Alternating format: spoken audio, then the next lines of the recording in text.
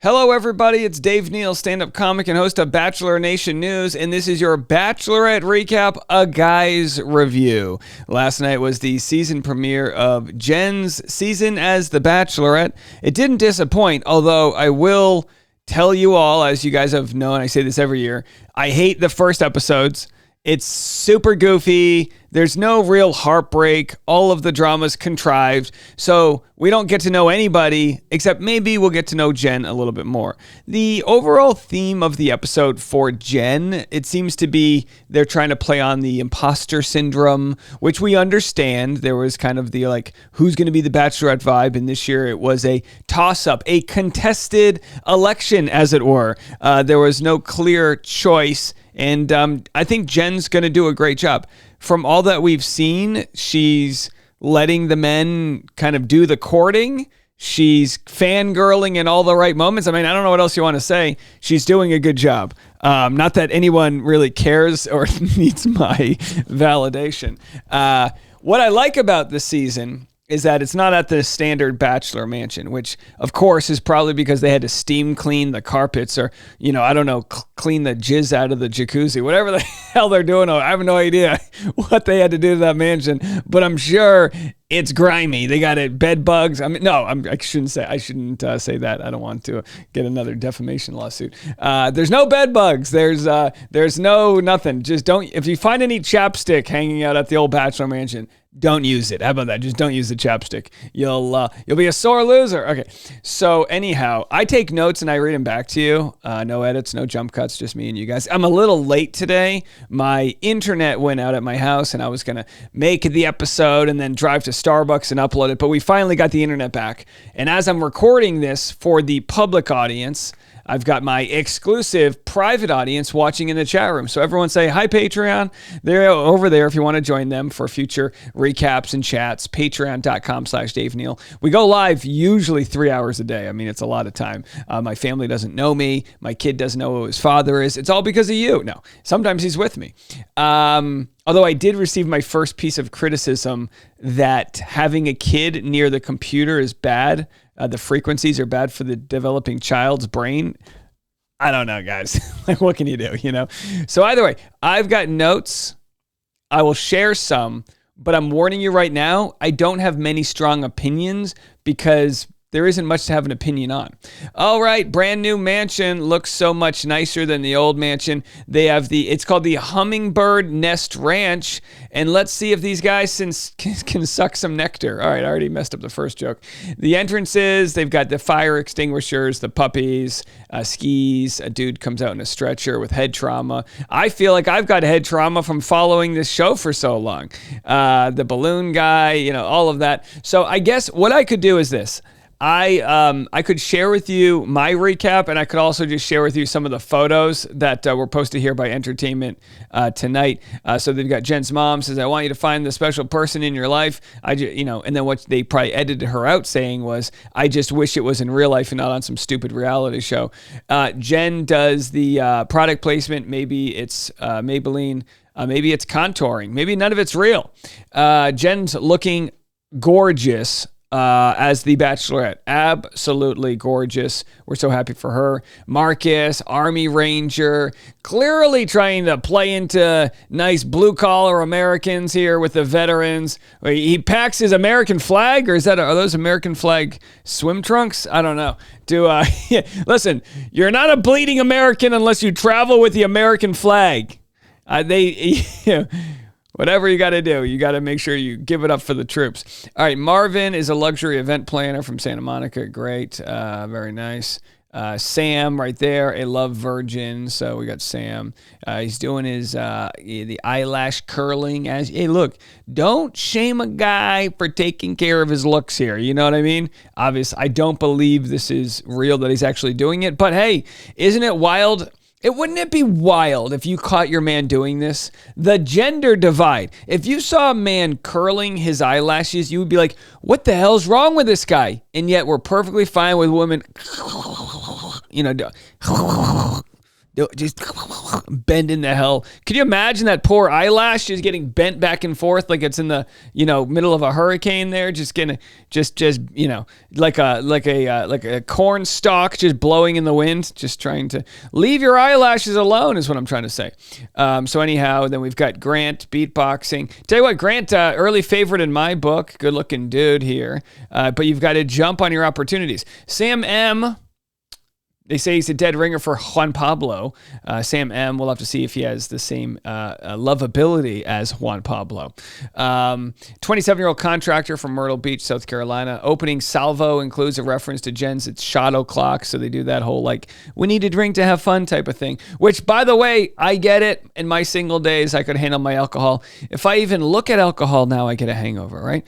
Thomas, retirement advisor. That sounds super boring. That sounds really boring. What are you going to talk about? What's your plan for retirement? I don't know. Hope that, the government still exists in a year. How about that? Who cares about retirement? Will we be around in 2025? That's my question. Then we have a Canadian, Brendan, a real estate broker from Vancouver. Very nice. See a whole bunch of people they don't share. This guy, and by the way, I'm assuming they use some sort of gentle smoke powder type of thing, but never light off a real fire extinguisher. It is just bad news. Bad news. I mean, unless you need to. You will be ruining somebody's cocktail party. Puppies, completely unfair. Unfair to bring puppies to first night. You can't. How can you? I mean, I honestly wouldn't have used. What are they, black labs? I mean, they look like jaguar. You can't really tell what they are. I might have used a lighter color one just for the evening lighting. They didn't do a great job illuminating them, but hey, that's not, don't blame the lighting department.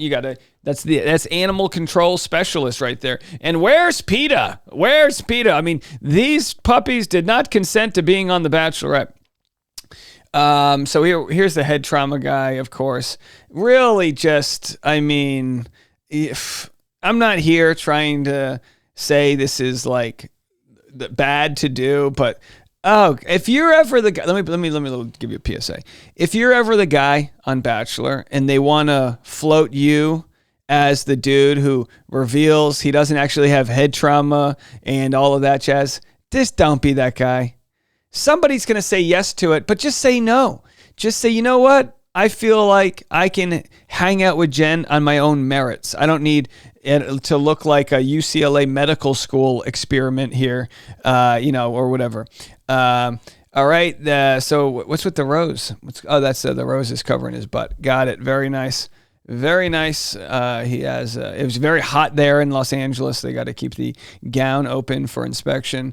So what do they have? Hang in there, Rose lovers. One more group of guys to go to. Aaron, a 29-year-old aerospace engineer from Tulsa, arrives on a motorcycle. In addition to being an aspiring fighter jet pilot, he's also related to Bachelor Nation veteran Noah.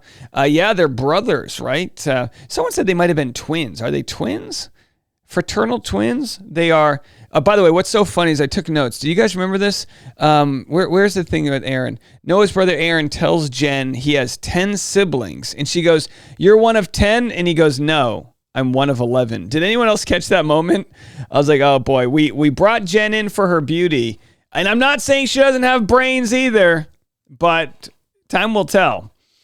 So anyway, they go on. Dylan arrives. John. I mean, look, the guy from Up, Hakeem, pulls an Up on The Bachelorette. This might be one of the coolest entrances I've ever seen. You know why? There's something about balloons, right?